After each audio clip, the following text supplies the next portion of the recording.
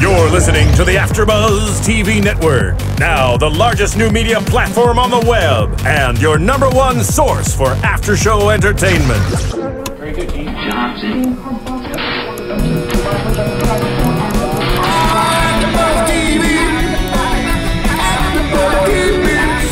The AfterBuzz Studios in Los Angeles, California. Presented by Maria Menounos and streaming live thanks to Akamai Technologies. This is AfterBuzz TV's Glee After Show.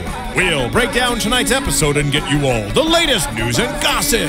And now, another post-game wrap-up show for your favorite TV show. It's AfterBuzz TV's Glee After Show.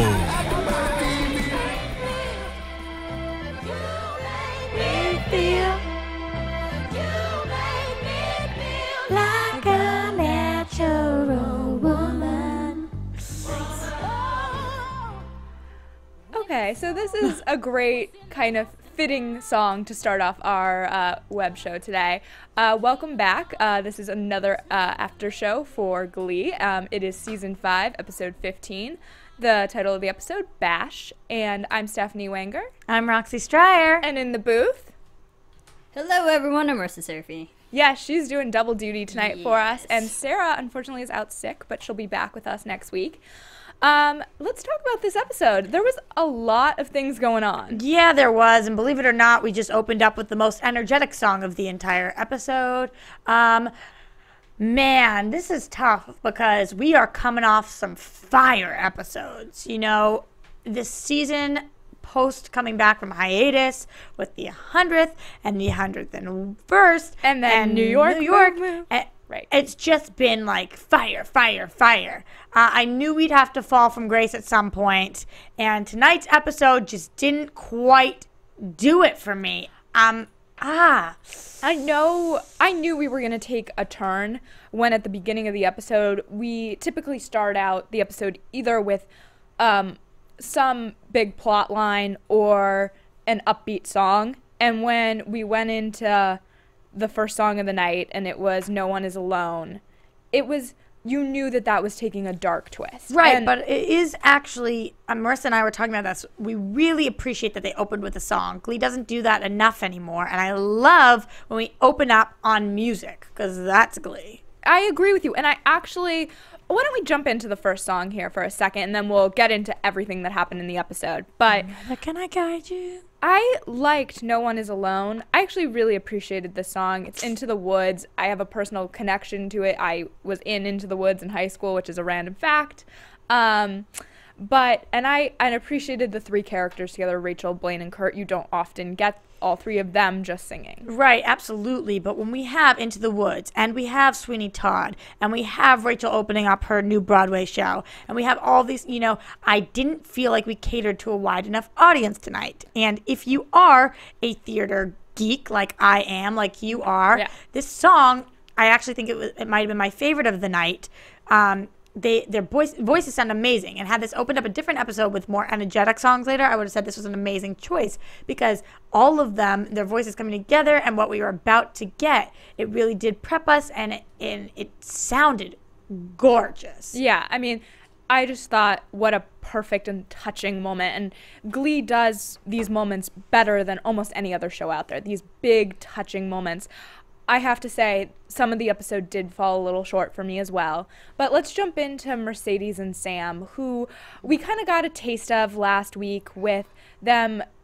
I guess Mercedes didn't want a relationship. Sam really did. And as soon as they sat down on that couch, I knew they were going to make out. 110%. You did? Oh, I did.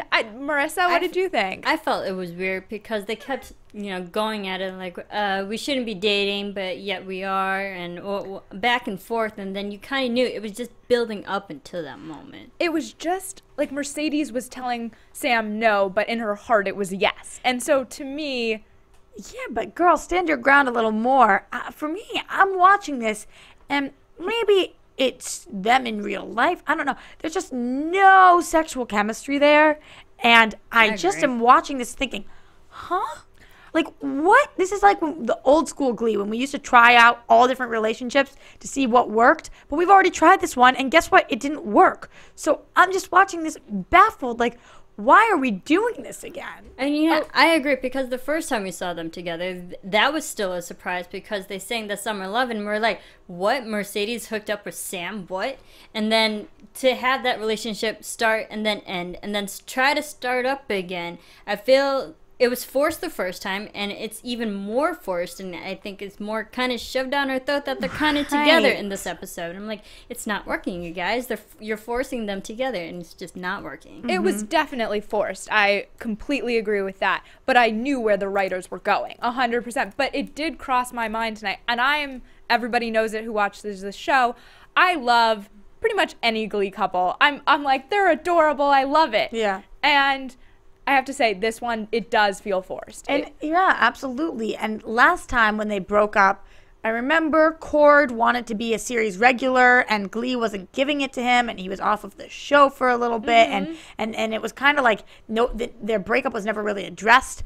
But what I will say is that neither of them ever seemed to be affected by it, and neither of them ever it wasn't like after all these years they kept talking about wanting to be back together. You know, like we talked about tonight, Sam dated Penny the nurse. He almost dated Rachel. He dated Brittany. You know, he had all these other things. It was never like Mercedes, my long lost love. Like, and that was a case of Glee being very self-aware. I think what you just referenced is that they tested Sam out with a lot of different people. Right. And so they were definitely very self-aware tonight. Right. But I mean, sorry, I'm jumping a little ahead, but we hear Amber Riley's song, and for her to sing this beautiful new song to somebody that I'm like, is that how you really feel about him? Like, yes. Let's back up a bit, and then we'll get into that song. I know. I'm sorry. No. I want to jump in as much as you do. I think though it's interesting to note that their bliss when they start making out and they have this footsie cute little moment at dinner. Yeah, I thought it cute though? I know. I knew you were gonna say that. I still am like, of course you are. Hopeless romantic over here. I know, right? Okay, so cute moment, and they're walking along the pier, and I was like, this is it's cute. Maybe I can start buying into this a little more. Okay, I wanted to buy into it, and we know if our other co-host was here right now, she'd be all like, love and muffins. muffins. Like, I know. I see. This is why we need Sarah. We need Sarah. We need the positive influence. We need our other co-host bad, baby. But that being said, we'll make it through. Oh, of course we will. So. And it's tough. It is tough. It's very tough. But, it was kind of a short-lived love before her, and I felt like this was such a case of friends getting in the way of what she wanted. Dude, this is such a hard thing to talk about because I know you guys at home, I'm hoping that you're on the same page as us. I'm getting a lot of tweets about it. Everything we're talking about directly pertains to the show. So I just thought that it was a weird issue to cover racism right now. I felt like it was kind of out of place. Well, Glee has a big history of covering these social issues. Right, of course, but I thought that this one was very forced. Like, we kind of had two social issues going on tonight, and we'll get into the Kurt and Blaine story in a few minutes. But they both felt like, whoa, okay, they just moved to New York, and we have these big, big social issues. And I'm not saying, I think it's great that Glee does this, and they do it so well. Absolutely, but we see Mercedes tonight, and she's talking to her backup dancers, and Sam comes in, backup singer, sorry, thank you, Marisa. And Sam comes in, and being Sam, the way he doesn't mean to but offends a lot of people, it just as easily could have been some blonde girl, and he could have said, nice nose job, by the way, you know? Yeah. And he asks about the weave, and yes, that's ignorant, but it in my opinion, it wasn't racist. It's just as Sam, and then it's kind of like I don't even know, like a lack of knowing what he's saying. Exactly. Yeah. It fits, unfortunately, Sam's character. Right, and then for Mercedes' backup singers to be like, you know what, you can't, I mean, we don't think you should date him because he's white. It was such a weird, I was like, wait, what? Okay, I have something to say about this. I thought it was interesting how it was Mercedes more fighting for the approval of Sam being her boyfriend more so than Sam trying to, you know, win over Mercedes' friends. So I can understand, but the snap judgment, I think that was normal for anyone who hasn't met, a good friend's boyfriend or girlfriend or something. You're bound to make those judgments before you even meet those people. And then we see Sam come in. He's just being himself. Yes, a little bit ignorant and a little bit racist, but he didn't mean to. That was unintentional. And that was just him being Sam. But I feel like the argument of the girls, the backup singer saying he's white, this will never work, that was just not a strong enough case. If it was something like he's not treating you properly, or he's disrespectful to you, I think that would have been more a realistic argument than just the fact that he's white. What That's about, like, not he's strong not enough. he doesn't seem like your type. He doesn't seem intellectual enough for you. That's what I was gonna say. He's not good enough for you. I feel like that's the thing that friends say to each other. Right. Like, it was a weird moment to use the race card. Also, to talk about album sales, I feel like Mercedes always been like, I'm a strong woman, and kind of like, hear me roar. It's not about the like, this affects my album sales, so I'm going to stop doing it. Like, she's strong enough to overcome that. I thought that was a weird character choice for her as well in a lot of ways. Yeah, especially after all this growth and her pushing to move to New York. And I don't know, it was just, it seemed very strange to me. And honestly, if they wanted to, they could have addressed this and dragged it out maybe further, but everything was so fast. Like, she said she didn't want to date him, and then she did, and that happened in this episode, and then she made out with him, and then she was with him, and then her friend said that she couldn't do this because he was white, and so she broke up with him, and then, like, all this. I was so happy, though, to see her kind of come around and realize she was... But it was all so quick. She came around, and it was all so quick. I feel like Glee in the last few episodes, I know we've talked about it before, on fast forward. Right. Like, they are, for some reason, they're pushing through plot lines very, very quickly right now. Right. That being said, I was happy to see her kind of come around and give him, I hate to say a second chance, because he didn't do anything wrong. Yeah, exactly. So, another try with them, and I hope that as much as it is a forced relationship, that we see it play out more and kind of that they can share in their successes. Yeah. I'm glad she did come around near the end, but I think I can understand, we feel like it's forced, but I can understand if Mercedes wants to be with Sam, and because Sam makes her happy and vice versa, then I can understand she wants to be together, not based on the race card or color or anything like that. If she is truly happy with someone, then yes, be with Sam. I'm just a big proponent of being true to yourself and not allowing your friends to influence you. And so if I was giving Mercedes advice, that would be mine, is that be true to what you want. I could have messed with that song tonight. True to yourself. You must be true to yourself. Such a good song. Such a good song. And a good fit for this episode. Totally. Missed moment. Missed moment. Why don't I write for the show? I know, right? So moving on to another, it's a lot of tough topics tonight. Kurt and Blaine. This was heartbreaking to me. Wait, well, while we're going back to Mercedes for a second, so we do have this song that she ends up singing to him. Oh, that is true. We should. I just want to talk about it while we're here, because she does sing this very heartfelt song to him, and it seemed a little mature for him, about colorblind. Yeah, colorblind. Is it okay if I talk about that? Yes, absolutely. Yeah. So I thought that the song was actually very beautiful. The lyrics were really nice. It kind of fit in because it's like the race is colorblind, whatever it is. But in an episode that was so slow with the songs, I really felt like her song could have been debuted on an episode where it was the slower moment to a lot of power songs, It would have been a nice break because it is so beautiful. But by that point, I almost was like, yeah, pick it up, baby. Right. I mean, I appreciated the song lyrically. It's amazing. Yes, lyrically. It's an incredible song, and I have to give it to Amber Riley across this episode. Of course, her voice is like fire. I mean, amazing, and I'm always in awe of it.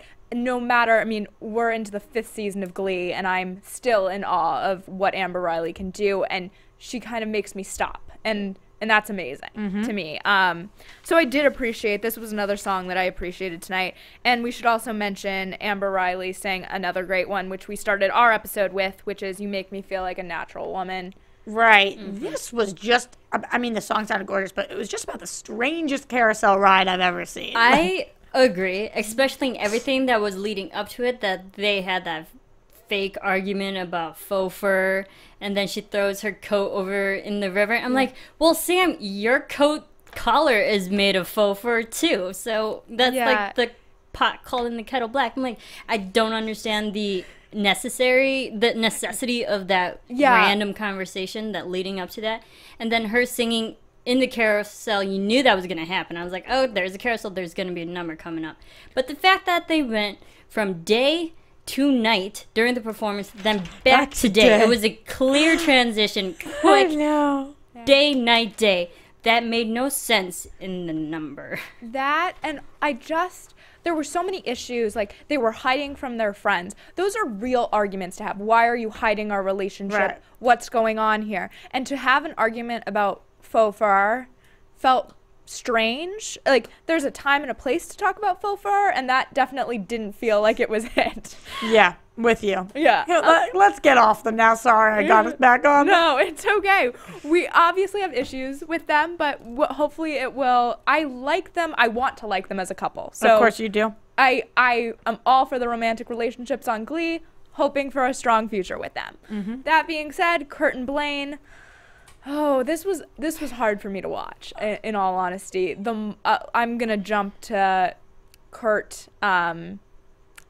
He tries to defend, I guess there have been in their area in New York a number of gay beatings going on, of gay individuals being beaten by, it was never really made clear who was beating them, but by people who think that they have straight neighborhoods and want to keep them straight. Right. I actually like that we are readdressing this issue in Glee because it doesn't ever go away. Yeah. I hope it does one day, but... No, I mean, it's such an important issue to address. Right. Don't get me wrong. I hate watching. No, I know. It's so hard. But I think that the most important part to me is when, and the thing that I related to the most was when Bert says, you go to New York and I think that you're more safe, because you think of New York as like everybody's with the times and whatever. Yeah. And the same thing when I moved to LA, but you still find people who are homophobic, and you still find people who are sexist and racist and anti-Semitic and whatever it is. And so I thought that this was really interesting that they brought this back. Again, it played out too quick for me because we haven't heard anything about it, and then tonight it's like bam, bam, bam. But I was glad that we were readdressing this. I agree, and I think the way they addressed it too was because back in high school when we saw the first bullying of Kurt and stuff, that was just with his peers. And now that we're in a bigger city, more dangerous, and now we're with actual adults, and we're taking it on the adult perspective of so-called bullying and bashing, I think just the whole two different perspectives, I thought they actually did execute pretty well. Yeah, I couldn't agree with you more. I thought that it really was an issue that needed to be re-examined. We haven't seen it on Glee in a minute. And in terms of the New York, LA, I think that it's always kind of that thing of, yes, you, I guess, could expect it more. I hate even saying that in smaller towns, but it's still a city with, millions of people, and you're going to come across every viewpoint. Yeah, absolutely.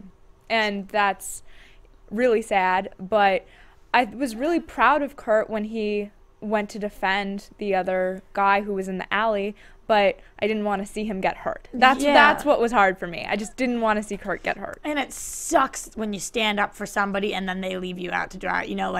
He's like, look, now we're evenly matched, and this kid runs right away. Not that I can blame him really for running away, but it's just, I am proud of Kurt as well. I'm proud of how much he's grown up, how much he's able to stick up for himself, and other people who used to be like him, who can't stand up for themselves. But it makes me nervous when they air things like this or when things like this happen, because he could die. He could have died. He really could have. And he didn't. And I'm glad that we have the point addressed, like Bert comes in and is like, you could have died. But it's scary. You want to take a stance, but not at the risk of your life. It's a hard thing, because I think in some ways it's a great example. It's, a guy who is fighting for what's right.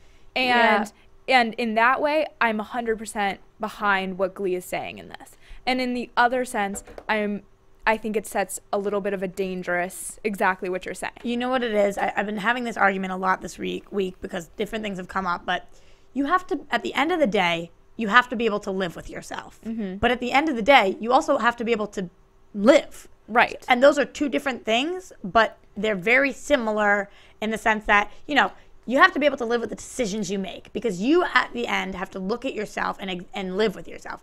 But you can't do that if the decisions you make keep you from being alive. Well, it's kind of the difference between self-preservation and being able to go to sleep at night. Right. You know what I mean? Like, self-preservation, yes, you preferably will not be in a hospital. You get to go home safe at night. Right. And the other half of it is that when you get home and you're safe, can you go to sleep because of the actions that you took? Right. And I think Kurt was stuck in the crosshairs of that. And you don't have more than a second to make the decision sometimes. And I don't think Kurt would have been able to be okay with himself, you know, had he seen this. I would like to think the smarter move is to say, I'm calling the cops, take out your phone, call 911. And that's exactly what his dad Yeah, suggested. that's what Bert said. Yeah. Exactly. So, you know, you don't always have to be the hero or Braveheart or whatever it is. Yeah. And it was also the events of, and we'll get to it, but Rachel, literally the scene right before that happens, Rachel saying that he was kind of a coward, and then that kind of was that motivating factor of, hey, I should stick up for myself because I'm not a coward, I'm not afraid, and he went and did that, so Yeah, and that also helped. yeah, I mean, it definitely was a motivating factor for him. I feel like, though, at this point, he's so self-assured that he would have done this regardless of what Rachel had just said to him. Absolutely. I think so too, but it was definitely lighting a fire under his ass. Yeah. Can we talk about Kurt's song at the end of the episode that was, I actually really liked. It's I'm Still Here. And it was just like the old days of Kurt, like that big performance number, and it felt like it was kind of him owning it, which I really appreciated. Marisa, you talk, because I don't want to. Uh-huh. I know we're gonna disagree. It's fine. Yeah. Like, I agree. It was a good song for him to wrap it up wrap up his storyline in this episode, because he went through all of this, and then he's still standing, he's still fighting and standing strong. I thought it was a great performance. I mean, he obviously kills it, but I think it was because the critiques for the Niata, they all had to be Sondheim, so that already limits them. And then I'm Still Here is from the Follies musical, which is written by Sondheim. So I think this choice was good lyrically, but there are so many other songs that he could have sang. I can see that totally. I wanted him to stand strong in the end. I wanted to see him, and I know it was a very fast transition. We were like, oh, you were in a hospital bed to singing in front of everyone. There were a lot of fast transitions in this. Right. But that being said, I was happy to see him standing again. Of course, and everybody's rooting for him at this point. Honestly, he could have sang Twinkle, Twinkle, Little Star, and everybody would have been like, that is so brave and beautiful, you know? So at this point, it didn't really matter. Just, again, it wasn't like, boom. To me, of the two of them, the better song choice was Blaine when he's singing in the hospital, the Sweeney Todd song. Yeah. I take back what I said earlier. This was probably my favorite song of the night. The acapella. Not While I'm Around. Yeah, I just thought that it was a really beautiful choice. I thought it was a really sweet moment. And I like that he brought that into his show. You know, you let your life experiences come into the classroom and you use them as learning experiences. Not that Kurt didn't do that. Just like I thought Blaine did a really beautiful job, and I really enjoyed the song. I have to say that I thought Blaine or Darren Criss was another person who really brought it in terms of the songs tonight. Absolutely. He was phenomenal in everything that he did tonight. He was really kind of a showman, and I think he does that so well. Yeah, So, absolutely. I could really feel for Blaine having that pain for Kurt, because he's also gay too. This could have easily been Blaine if he was stuck in that situation instead of Kurt. So him singing the song to his best friend and love of his life, I could really feel for him, and he felt that he needed to sing the song. It was beautifully done. Also Sweeney Todd, also Sondheim, which is, again limits them, but he really did a great job just a cappella, because it showed just how serious and meaningful everything that was going on. This is the first time in a while that we haven't had a pop song on Glee. Yeah. And And it affected me. Yeah, it's not as much fun because, I mean, I can sing along to these songs, but I don't know that that's everyone. That's why I said I don't think they were catering to a wide enough audience. I also have to ask you guys a question about this. I'm a little confused about why we introduced this character of was it Russ or Ross? That was Russ. Russ, the guy who we go to his vigil or whatever. Yes. You know, he's not. We end up finding out he's not dead. Yeah. And that he actually is going to be okay. Are we going to see him or? That's a great question. I'm not sure. I could see it going one of two ways. I could see it going in terms of, yes, we're going to see him and he's going to be a new character on Glee. Okay. Or I could see it being that this was the thing that made Kurt want to be strong and that he knew that this was happening over and over again. And so he felt like he needed to be that defend. I think Russ was the catalyst starting point for this episode because we talked about it, but we started the episode off on his visual and the poster said something, remember Russ or something like that. Yeah. But for me, it was hard to come into this episode when we're trying to figure out what's going on, and then we find out it's about a person we've never met, and then we also find out, oh, this happened to him. All in like the first 3 minutes, and we're still like, and we're already establishing the slow, melancholy tone to the episode. Right. And so it wasn't the best opening for me for this episode, and then it set the tone for the rest of it. Mm-hmm. Yeah, I have to say that I did at the beginning of the episode try to rewind on our DVR because I thought that I had somehow started in the middle of the episode because I was just like, who is this person? I had so many questions and it all came together eventually, but it just wasn't right at the top. Yeah, there was too many questions for us to enjoy the opening because we were still trying to figure everything out, and then by the time we did figure it out, it was already over. The number was over. Right. The reason I think we must see him at some point is because otherwise, not trying to be harsh, but why is he alive? You know, why did, you know, why, That's a terrible why question was it, to no, ask. but you know what I mean? No, I mean, I understand in terms of the larger plot. No, I'm just talking about it would be a bigger incident and a bigger deal if he had passed away, and that's why we need to take care of these issues. Not that somebody getting beat up isn't enough to take care of the issues, because it really is, but if we're not going to see the character, you would think that they would have made it as big as possible. I'm wondering if... yes, sorry. No, I was just going to say, I was wondering if it encourages them to become more involved in the movement. Like, he does become a character on the show. He must. Yeah, maybe. I think if they had gone that route where Russ actually died, then we kind of witnessed a murder a little bit, or a very violent act in this episode. And in Glee, I mean, we've never seen someone actually being killed in that way. Yeah. So I think that would have been a really, really dark turn had they gone that route. So I'm glad that they didn't kill him. It's still incredibly dark. It is dark, but I'm glad they didn't take it to that level to show that someone needed to die in order to just address this problem that's happening. Well, it's a good point you bring up, Marissa, and I think that Glee tries to handle these things as tactfully as possible.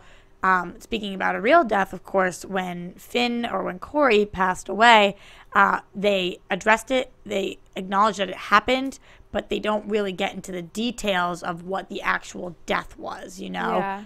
Because some things are better left unshown. Yeah. Yes. These are tough issues, I mean, that they're dealing with on the show. So you can weigh in and let us know what you're thinking. Go on iTunes, rate, comment. We love hearing from you. And tonight's an episode where we've really seen the return of all these social issues. We've been focused on the characters for a bit, I would say, and now we're back. So go on iTunes, rate, comment. We read your YouTube comments, everything. I'm always on, so please. Yeah, I think it's cool that we're back to these issues because we're so comfortable with these characters that we can kind of jump right back into it. Yeah. So I'm hoping this is a slower episode that's going to lead us to bigger and stronger episodes. I agree with you. And I think it will.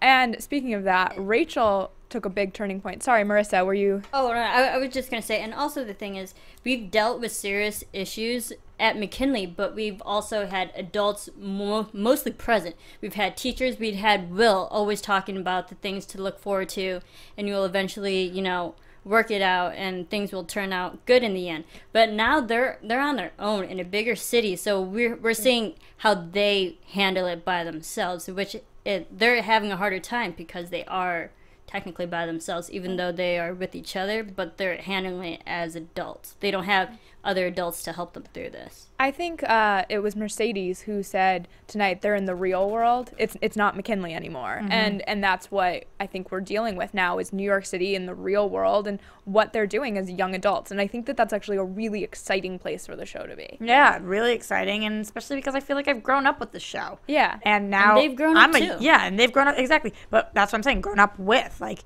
I'm a young adult. Yeah. You're a young adult. You're a young adult. Yeah. They're a young adult. You're a young adult. They're a young adult. Yeah, exactly. Just like, I feel like it's a really interesting time on Glee, and Rachel's making these big decisions for herself. And this was one that, okay, so let's break this down here. So Rachel is having issues balancing her Broadway gig with classes at NIATA, which is something I think any college student can relate to in some capacity. Maybe not a Broadway show, but balancing a job, an internship, whatever. It happens. I do have to say that I know a lot of people think that Rachel Berry is dead in the wrong right now. I kind of think that it's 50-50. I don't think she's handling the situation well, but I know how she feels. When I was a student, I was also auditioning, and I'm in school to become an actress, and I'm getting actual auditions, and my classes are telling me that if I miss my class for the audition, that I'm gonna fail out of my class. But I'm training so that I can get those auditions. So it seems like a very weird situation, you know? Yeah. And Rachel, she's training, and she's also now on Broadway. Now, I completely understand what you're talking about in the real world. Right. We've all been there where you're trying to figure out how to balance it all and what's going on with that. It 100% makes sense to me. I think my bigger concern with the plot line tonight was not so much whether Rachel stays in school or not. I understand it's kind of, oftentimes in performing arts schools, it's about the journey, not the destination, which would be the degree in this case. So, like, if she wants to leave, that's her decision. I think my concern, though, is, again, young kids watch this show, and ideally, you should be staying in school. Like, if if you're not training to be an actress. And Madame Thibodeau has a really good point that Rachel doesn't have the effing foundation. You know what I mean? Like, you know what? You've got the talent, but you do not have the basics. And that's true. She can't take direction.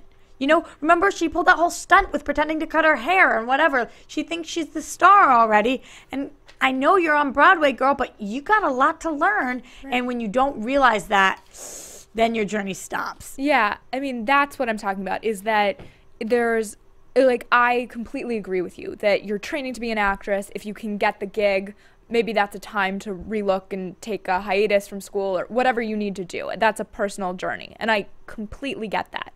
But I think that on a show like Glee, it's a little bit irresponsible to be like, oh, she's quitting. And I hope we see the repercussions of that. Oh, we definitely will. I think we will. I think the thing is that because the young adults are watching this, I feel it's a bad message that they're sending out to the people who are watching, that you shouldn't, just because you're overworked and you're overloaded with things, you have to learn how to handle everything. You have to learn how to juggle. But quitting and completely giving up something that's good for you is not the way to go. And I don't think Glee wants to send the message, go quit college to go pursue your dreams. You should pursue your dreams, but also have the foundation. And Thibodeau also said that you don't even have a degree, and all the things that Rachel is giving up, because this Broadway show, this Fanny Bryce Broadway show, it's only going to last for a few months, and then after that, she's gonna have nothing. This is temporary. Yeah. And then having education, having the degree, once you have that for life. I have a prediction about that, but I will save it for later. I partially agree with you, Marissa, but I partially disagree about the fact that you have to be able to balance everything. I think that this is also about the fact that you can't do everything, you know, because when you're a kid and I'm like, Mom, I want to take ice skating classes and soccer classes and acting classes and sculpting classes, and I want to be on the math team, and I want to do this. Guess what? You can't always fit everything in. So when you're full-time waitressing and you're on a Broadway show full-time, and you're a student full-time, something somewhere might have to give. Can I ask I understand something might have to give, but instead of completely quitting, she should just take a quarter or 2 quarters off on hiatus. Absolutely. You can do that. Absolutely. I completely agree. And also, as a Broadway actress, you might not be making $1 million. She's a brand new. But you are not working at a flipping restaurant. Yeah, and like that's the thing that in her life that could give. But she says that she wants to work there because it's method acting, and she, you know. I mean, but it's like, come on, girl. No, I mean, if you're struggling in school, which is made clear in the episode that she is, and she's and she's got Broadway going on. Isn't it time to be like, okay, I've gotten my waitressing experience. I can now go and use it. But the more important thing is, if this is actually how she was feeling, she should have gone to Madame Thibodeau before she failed out, and she should have said, listen, I'm feeling really stressed out. Can I get your advice? You're a mentor of mine. What do you think I should do? I mean, I was cast in the show. It's the role of a lifetime, but I love this school. Is there any way I could take some time off? Or is there any way I could take less of a course load? Or what do you advise me? Because I agree. I feel like we are just like on the... Defer. Yes, exactly. Defer. There are so many solutions, and it's really sad that she kind of got to the point where it was quitting or... Because you can't take directions because you did a freaking duet when it asked for a solo. Took the words out of my mouth. I'm just shocked with Blaine that Blaine went along with it. That is such a Rachel Berry thing to do, but not a Blaine Anderson thing to do. Like, no, Blaine's what are you all thinking, about Blaine? Yeah, Blaine's all about the following directions. Like, they're in Glee Club this week. There is a thing on the board. There's a word. I'm going to follow that word exactly. Yeah, like, exactly. What are you doing, Blaine? Come on. I mean, their duet is incredible. Oh, it was a great duet. Yeah, I mean, Broadway, baby. And I saw stills from this a few weeks ago, and it kind of lived up to my expectations. I'm not gonna lie, it was amazing. Yeah, they're great. They have 2 of the best voices on the show. They're really amazing. It wasn't The Assignment. Exactly. But I still enjoyed it. I still enjoyed it as a viewer. I enjoyed it. And that is Madame Thibodeau. She was like, that was really great. But what the heck? It wasn't supposed to be a duet. And you know what? It felt like Fred Astaire and Ginger Rogers together. The way they were dancing and just playing with each other and singing, it felt like they had that chemistry, even though those 2 weren't originally in the Follies musical. Yeah. But I really thought this was the more fun Sondheim number that they had in this tonight's episode. Just like flashback really quick though. Remember when Rachel crushed on Blaine? Oh yeah, I mean, oh my god, so throwback. Yeah, I mean, they do have some. I don't even want to call it chemistry, but it's like a really good vibe. Yeah, a really good connection with each other, and they do very amazing performances. They have good together. Stage presence. Yeah, exactly. I hope though there's consequences to Rachel's decision, and I'm sure with Glee there will be. It's just it felt so irresponsible. Maybe I'm being a total mom, but I was just like, oh, I hope kids aren't watching this. I know. And after she just got in that huge fight with Santana, and now this one with Kurt, it's like a lot of kids look up to her character, and I'm just like, ooh, baby, make smart decisions. I think it was also the way that Rachel was approaching everything and her attitude towards it. If she had approached it with questions like, what should I do? I'm actually really concerned about my future. That's one thing. But she went so defensive and dismissive of everything that Thibodeau was saying, and Thibodeau was giving great advice, and Rachel was on the defense and not going with it. And it was her mentality and how she was arguing and her points, saying, I have everything laid out in front of me. I am actually, doing my dreams, which is actually a rare thing for so early in her career. Yeah. But that just blindsides her and makes her ignorant, because that never happens. And then her mentality causes that diva-ness in her, which wasn't good. It's such a great point that you're making, because it's true that it is a lot about her attitude. It was just kind of, I'm done and I don't care what anyone else has to say about it. Where I think in real life, if you were making the decision to quit school, there would be some doubt there. Right, she said, I did think about it. When? Yeah, exactly. When you were sitting here. Yeah, exactly. I think at least in the people that I've known who have made similar choices, there was doubt. Right. There was concerns about, and lining up financially, how you're going to figure everything out without, like, how is it all going to work? How's your life going to fit together without school? Where are you going to live? Because I guess they don't live in the dorms, but all questions you have to ask yourself. Right, yes. exactly. So many questions. Do you get your tuition back? Yeah. No. Yes. I feel like once you're in school, that's a no. But once you have student loans, you still have them. Yeah. Should we go into some news and gossip, though? Yeah, we should, but I just have to say one thing. I know we already talked about it, but I think it's really cool when Glee brings up, like, pop culture things, and yes. Marisa was like, oh my God, we're not doing that on the show. And I was like, I am doing it on the show. So that's all. Yeah, go ahead. Do your thing. We're proud of you. Thank you. So let's do some news and gossip. AfterBuzz TV News.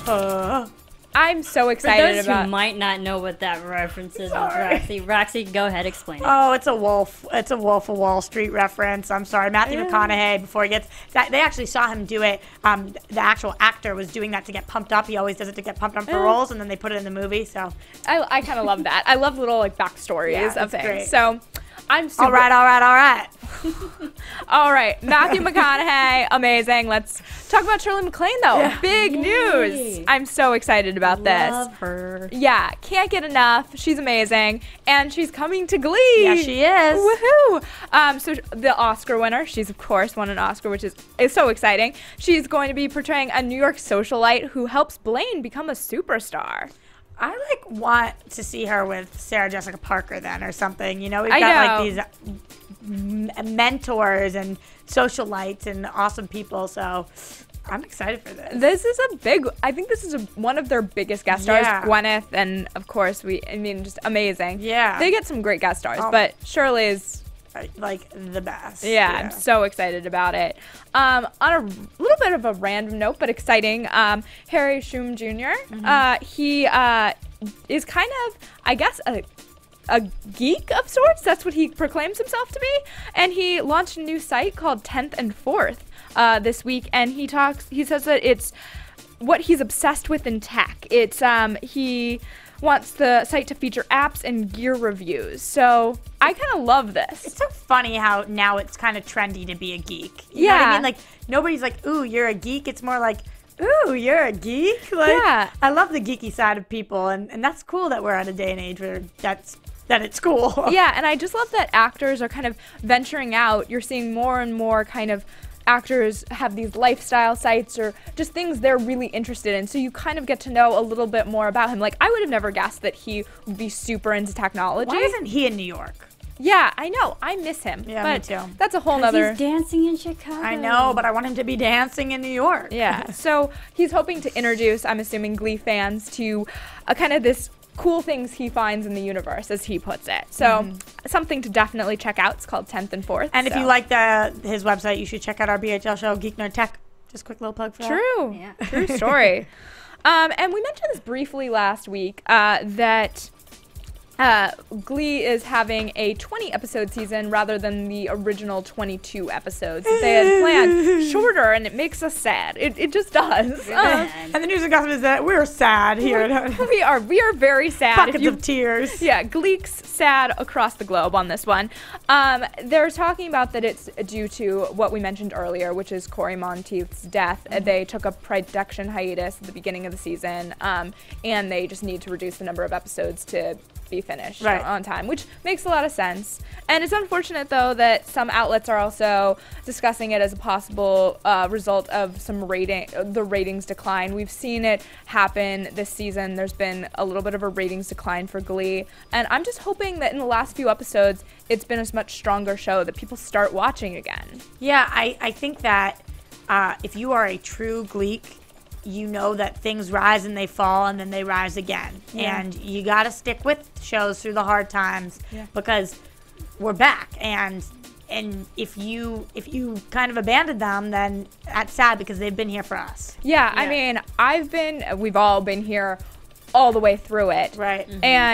But I feel like if you did stop, watching, now's the time. They're in New York. It's kind of a fresh start. Like, Right. And characters, I feel like they're doing a really good job right now of kind of recapping where the characters are at. Like, you would be able to catch up really quickly. Well, this is why you guys all at home are absolutely amazing, because I kind of fell off the wagon for a little bit too, if talking about the Glee wagon.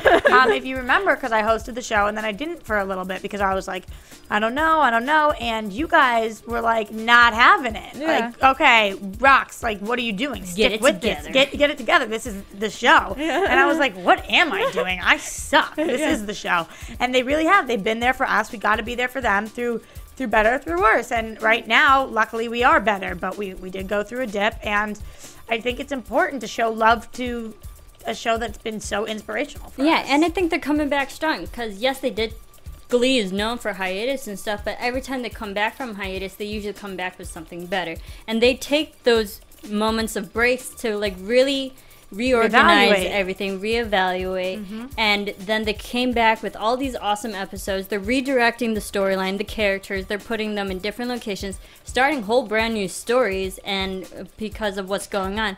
I think it's just like that whole transitional part people might not like, but you have to go through that to enjoy what's coming afterwards. I also think we have to give credit to the Glee writers who had an entire plan for this season with Corey Monteith, and were able to rework the season and come up with something that's really strong at this point. Yeah, I agree. Yeah, I mean, they've done an incredible job. I think that's so difficult to have a plan for a show. I mean, the saying, the show must go on, you know, like, this happens and you gotta roll with the punches. Yeah. That being said, we should also mention Ryan Murphy, the creator of Glee.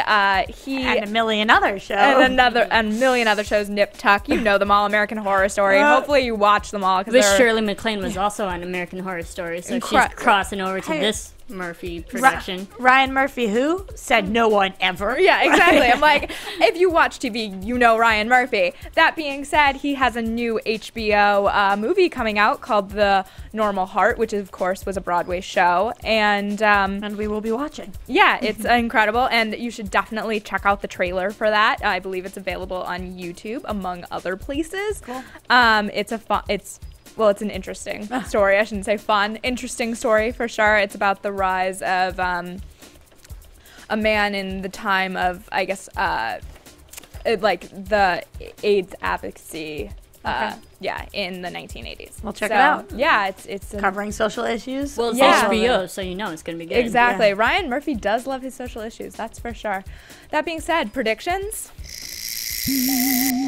And now, your AfterBuzz TV predictions. We are strong. Yes. Heartache to heartache. We stand. Such a good song. I mean, amazing. I have a big prediction.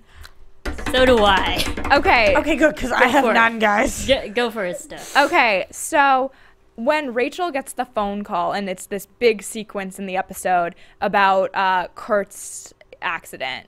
I hate to call it an accident. Kurt being in the hospital. She leaves the show. She leaves the rehearsal after it was made very clear to her by the producer that that was not acceptable and she needed to be there. You think she's getting the axe?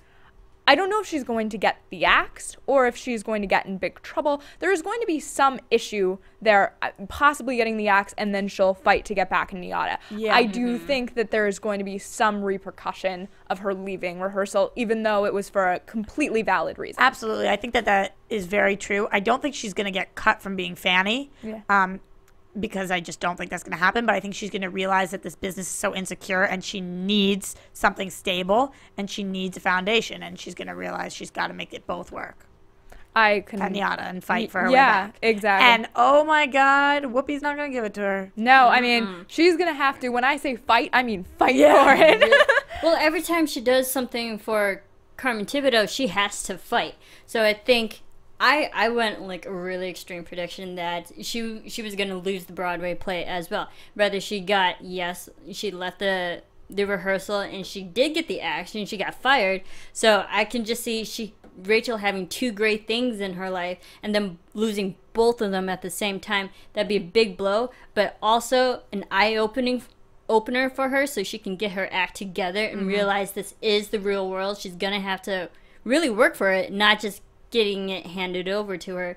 And if she does go crawling back to Thibodeau, she's really, really going to be on her hands and knees. Beg. Yeah. 100%. I almost think, not more interestingly, but I'm glad we're giving a storyline here.